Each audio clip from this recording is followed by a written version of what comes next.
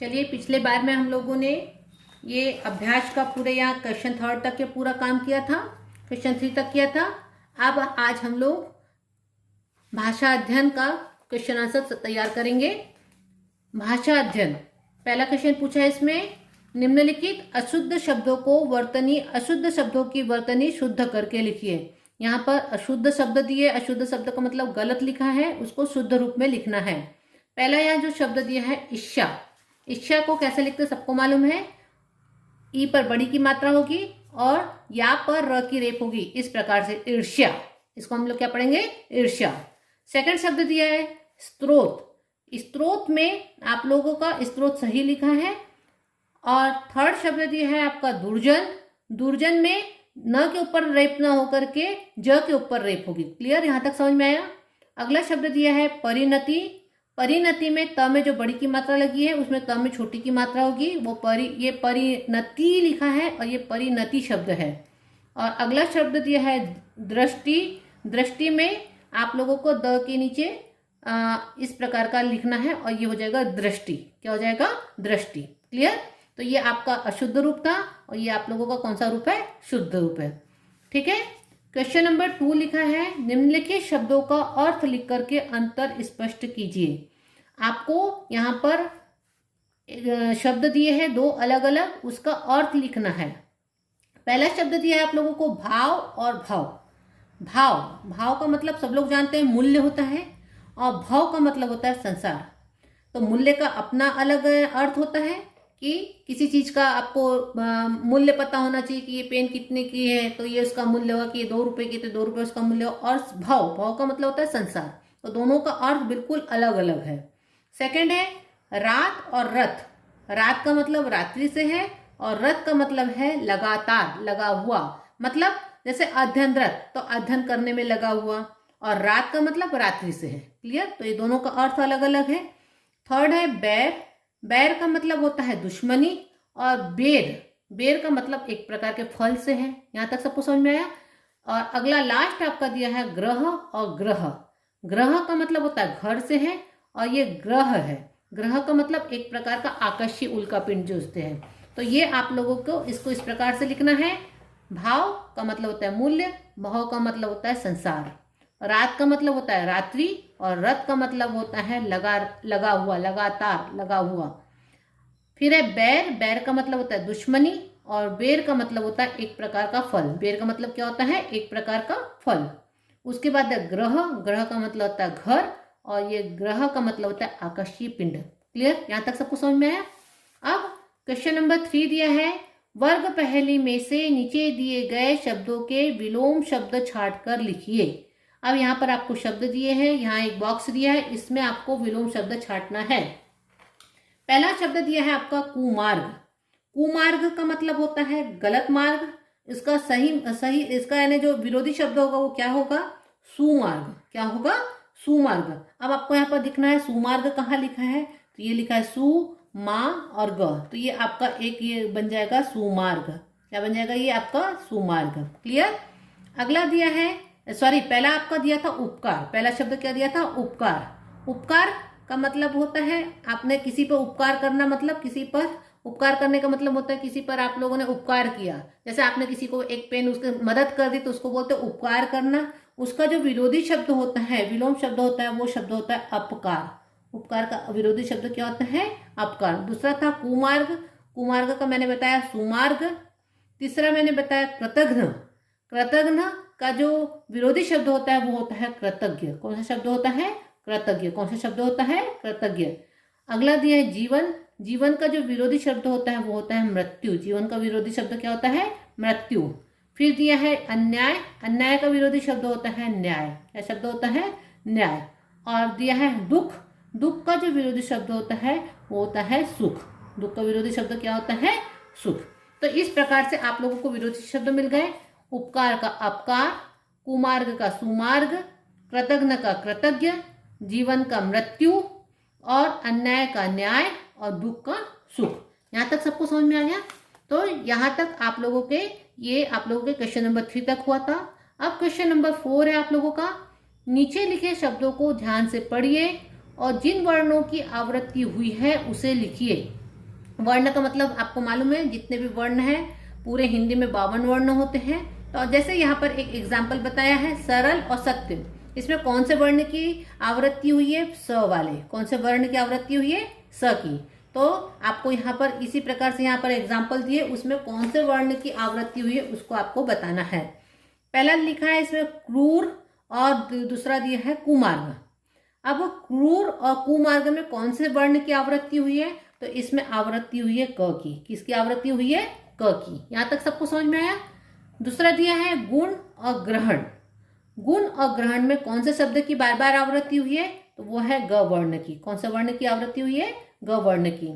तीसरा दिया है दीन और दुखी। इन दोनों शब्द में द वर्ण की आवृत्ति। कौन से वर्ण की आवृत्ति हुई है? द वर्ण की आवृत्ति हुई है। क्लियर बेटा? अगला है रथ और रहा। रथ और रहा में कौन से वर्ण की आवृत्ति हुई है? र वर्ण की आवृत्ति हुई है। ये सब आप लोगों को समझ रहे हैं, तो आपको यहाँ पर लिखना है क्रूर और कुमार्ग में क वर्ण की, गुण और ग्रहण में ग वर्ण की, दीन और दुखी में द वर्ण की, और रथ और रहा में र वर्ण की। आगे बात सबको समझ में? अब बेटा ये जो आप लोगों को वर्णों की आवृत्ति को बताना है कि मेन उद्देश्य था यहाँ पर आप लोगों को एक नया व्याकरण में आप लोगों को नए चीजों का ज्ञान देना, जिसको कहते हैं अलंकार। क्या कहते हैं? अलंकार। ये शब्द शायद पहले भी आप लोगों ने 6वीं क्लास में पढ़ा होगा। अलंकार किसको कहते हैं? अलंकार का अगर शाब्दिक अर्थ ले तो अलंकार का मतलब होता है गहना। अलंकार का मतलब क्या होता है? गहना। अलंकार का मतलब क्या होता है? गहने से है। जैसे अलंकार का मतलब होता है गहना या आभूषण। ठीक है। अब अलंकार की अगर परिभाषा देखें तो वो कहते हैं कि काव्य की शोभा बढ़ाने वाले शब्दों को अलंकार कहते हैं। जैसे यहाँ पर दिया है, इस प्रकार की आवृत्ति में कविता का सौंदर्य उत्पन्न होता है। कविता में सौंदर्य उत्पन्न करने वाले तत्व को क्या कहते हैं? अलंकार कहते हैं। तो मैंने इसकी व्याख्या की हूँ, काव्य की शोभा बढ़ाने वाले तत्वों को या काव्य की शोभा बढ़ाने वाले शब्द को क्या कहते हैं? काव्य की शोभा बढ़ाने वाले शब्द को क्या कहते हैं बेटा? अलंकार कहते हैं। यहाँ तक सबको समझ में आया? अलंकार को 2 भागों में बांटा गया है। पहला एक होता है शब्दालंकार और दूसरा होता है अर्थालंकार। शब्दालंकार और अर्थालंकार। अब शब्दालंकार का मतलब होता है कि जब शब्द के आधार पर काव्य की शोभा बढ़ती तो उसको बोलते हैं शब्दालंकार, और जब उसका अर्थ निकाला जाता है तो अर्थ के आधार पर जब उसकी शोभा बढ़ती है तो उसको बोलते हैं अर्थालंकार। ये आपकी पुस्तक में नहीं दिया है, लेकिन मैं आपको बता रही हूँ। अलंकार की परिभाषा बताई कि ऐसे तत्व या ऐसे वर्ण जिससे काव्य की शोभा बढ़ती है उसको क्या कहते हैं बेटा? अलंकार कहते हैं। समझ में आया? अब अलंकार 2 प्रकार के होते हैं। पहला एक बोला है शब्दालंकार और दूसरा बोला है अर्थालंकार। शब्द के आधार पर जब अलंकार की शोभा, शब्द के आधार पर जब काव्य की शोभा बढ़ती तो उसे शब्दालंकार कहते हैं, और अर्थ के आधार पर जब काव्य की शोभा बढ़ती तो उसे अर्थालंकार कहते हैं। क्लियर? अब शब्दालंकार को 3 भागों में बांटा गया है। कितने भागों में बांटा गया है? 3 भागों में बांटा गया, जिसमें से एक भाग के बारे में आपको यहाँ पर इस आपके पाठ में बताया है। पहला भाग होता है उसका अनुप्रास अलंकार, दूसरा भाग होता है यमक अलंकार और तीसरा भाग होता है श्लेष अलंकार, जिसमें आप लोगों को आज इस पाठ में आपको अनुप्रास अलंकार के बारे में बताया गया है। अनुप्रास अलंकार का मतलब होता है कविता में जब एक या एक से अधिक वर्णों की आवृत्ति होती है, बार बार होती है, एक या एक से बार एक ही वर्ण आता है, तो उस अलंकार को कौन सा अलंकार बोलते हैं बेटा? अनुप्रास अलंकार। शब्द समझ में आ गया?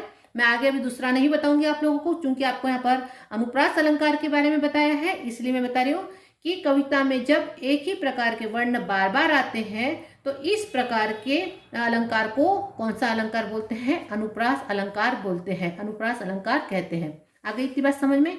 अब यहाँ पर आप लोगों को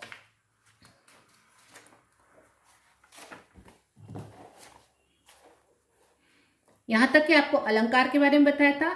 अब यहाँ पर आप लोगों को काल के बारे में बताया है कि 3 प्रकार के काल होते हैं। काल किसको कहते हैं उसके बारे में बताया है। क्रिया का वह रूप जिससे होने के समय का पता चलता है उसे काल कहते हैं। होने का समय पता चलता है। जैसे एक उदाहरण दिया कि मैं खाना खाती हूँ। ये आप लोगों को खाती हूँ मतलब मैं खाना खाती हूँ, मतलब मैंने खाना खा रही हूँ, मैं खाना खाती हूँ। फिर उसके बाद एक आ रहा है मैं खाना खा रही हूँ, मतलब मैं भी खाने का काम कर रही हूँ। और तीसरा कि मैं खाना खाऊंगी, मतलब मैं अभी कभी भी बाद में खाना खाऊंगी।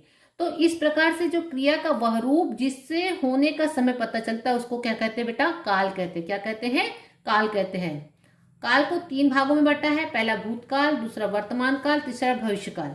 भूतकाल यानी जिसमें क्रिया का वह रूप जिसमें कार्य पूरे होने करने का पता चले, कार्य क्रिया का वह रूप जिससे कार्य के पूर्ण होने का पता चले उसे भूतकाल कहते हैं, या क्रिया की समाप्ति का बोध हो उसे क्या कहते हैं? भूतकाल कहते हैं। वर्तमान काल जो अभी चल रहा है उसे वर्तमान काल कहते हैं, और भविष्य काल जो आने वाले समय होगा काम उसे क्या कहते हैं? भविष्य काल कहते हैं। क्लियर? यहाँ पर आप लोगों को एक एग्जाम्पल दिया है, यानी एक क्वेश्चन दिया है, थोड़ा सा समझा करके, काल को समझा करके, जिसमें पहला बताया है सभी बच्चे खुश है। पहला क्या क्वेश्चन दिया है? सभी बच्चे खुश है। इसको भूतकाल में लिखना है। तो इसको भूतकाल में क्या लिखेंगे कि सभी बच्चे खुश थे। क्या होगा? सभी बच्चे खुश थे। सभी बच्चे खुश है तो क्या हो जाएगा इसका भूतकाल वाक्य? सभी बच्चे खुश थे। है की जगह क्या हो जाएगा? खुश थे। दूसरा है शब्दकोश में शब्दों के अर्थ खोजे जा सकते हैं। शब्दकोश में शब्दों के अर्थ खोजे जा सकते, इसको भविष्यकाल का वाक्य बनाना है तो हो जाएगा इसका शब्दकोश में शब्दों के अर्थ खोजे जा सकेंगे। क्या हो जाएगा? शब्दकोश में शब्दों के अर्थ खोजे जा सकेंगे। क्लियर? उसके बाद तीसरा दिया है आलोक ने कई कार्यक्रमों में भाग लिया है। भूतकाल में बताना है इसको। आलोक ने कई कार्यक्रमों में भाग लिया था। है की जगह क्या हो जाएगा? था। आलोक ने कई कार्यक्रमों में भाग लिया था। और अब इसके बाद है शब्दकोश प्रतियोगिता होगी। शब्दकोश प्रतियोगिता होगी, इसको वर्तमान काल में लिखना है तो ये क्या हो जाएगा? शब्दकोश प्रतियोगिता है। होगी की जगह क्या हो जाएगा? शब्दकोश प्रतियोगिता है। और लास्ट है आप लोगों का मैं नहीं समझ पा रहा हूं। ये इसको भविष्यकाल में लिखना है तो इसका भविष्यकाल हो जाएगा मैं नहीं समझ पाऊंगा। मैं नहीं समझ पा रहा हूं का भविष्यकाल क्या हो जाएगा? मैं नहीं समझ पाऊंगा। हो गया यहाँ तक कि सबको समझ में आया? ये आप लोगों को छोटा छोटा सा 2 भाग में व्याकरण के बताया है। पहला भाग में आप लोगों को कौन सा बताया है? अलंकार के बारे में, और दूसरा भाग आप लोगों को बताया है यहाँ पर काल के बारे में। तो आज मैंने ये पूरा लेसन आप लोगों का कंप्लीट कर दी हूँ।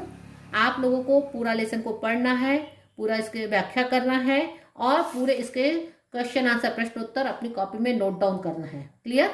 अब आगे के चैप्टर में हम लोग दूसरा लेसन पढ़ेंगे। क्लियर?